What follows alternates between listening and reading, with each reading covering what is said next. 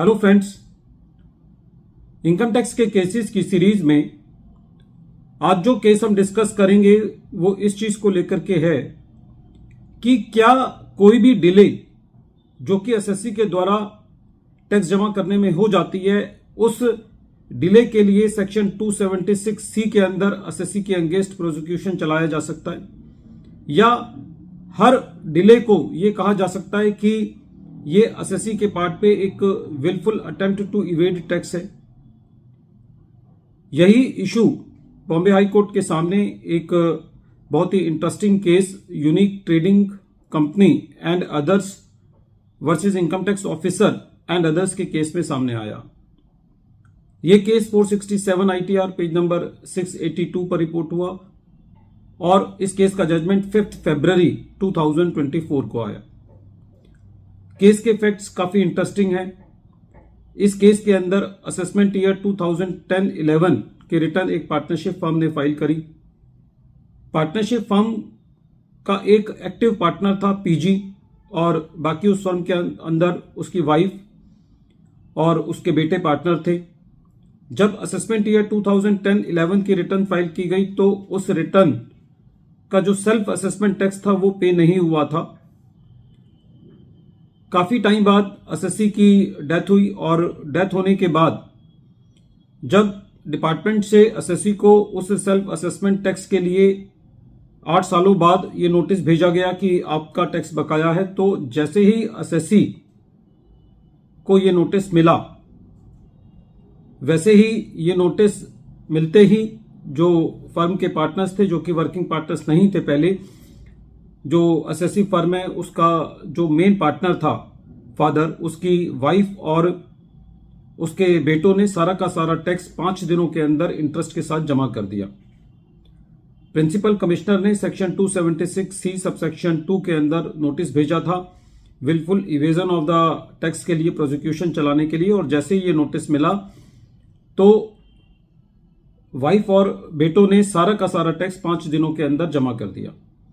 उसके बाद income tax officer ने सेक्शन 276C सबसेक्शन 2 के तहत read with section 278B SSC के अगेंस्ट प्रोसिक्यूशन लॉन्च किया, जिसके अगेंस्ट एसएससी ने रिट पिटीशन दायर करी। और जब ये मैटर बॉम्बे हाई कोर्ट ने सुना तो बॉम्बे हाई कोर्ट का ये कहना था प्रेजेंट केस में कि क्योंकि जो सारे के सारे मैनेजिंग अफेयर्स थे वो एसएससी फर्म का जो मेन पार्टनर था पीजी वो देखते थे, उनकी वाइफ और उनके सन्स एक्टिवली बिजनेस में एंगेज नहीं थे। जैसे ही उनको नोटिस मिला उन्होंने 5 दिन के अंदर सारा टैक्स और इंटरेस्ट जमा कर दिया। तो ऐसी परिस्थिति में ये नहीं कहा जा सकता कि एसएससी के पार्ट पर कोई टैक्स की चोरी करने का इंटेंट था।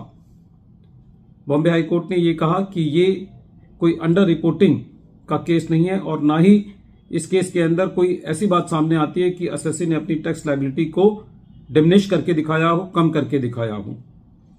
बॉम्बे हाई कोर्ट का यह कहना था प्रेजेंट केस के अंदर यदि प्रोसिक्यूशन प्रोसीडिंग्स कंटिन्यू की जाती हैं तो ये एक abuse of process of the court होगा। प्रेजेंट केस में कोर्ट का यह कहना था कि एसएससी के कंडक्ट से ये बिल्कुल क्लियर हो जाता है कि कहीं पे भी एसएससी का इंटेंट नहीं था टैक्स की इवेड करने का। बॉम्बे हाई कोर्ट ने यह कहा कि जो सारे फैक्ट्स एंड सर्कमस्टांसेस हैं उनको देख करके ऐसा लगता है कि एसएससी की एक बोनाफाइड मिस्टेक थी जो कि टैक्स का डिले हुआ, और इस केस में सेक्शन 276C का ऑफेंस नहीं बनता और बॉम्बे हाई कोर्ट ने क्रिमिनल प्रोसीडिंग्स को क्वैश किया। फ्रेंड्स, ये केस बहुत इंपॉर्टेंट है। हालांकि यदि केस के फैक्ट्स देखे जाएं तो ऐसा लगता है कि 8 सालों का डिले हुआ और 8 साल तक सरकार का पैसा नहीं मिला, तो ये एक फिट केस है प्रोसिक्यूशन के लिए।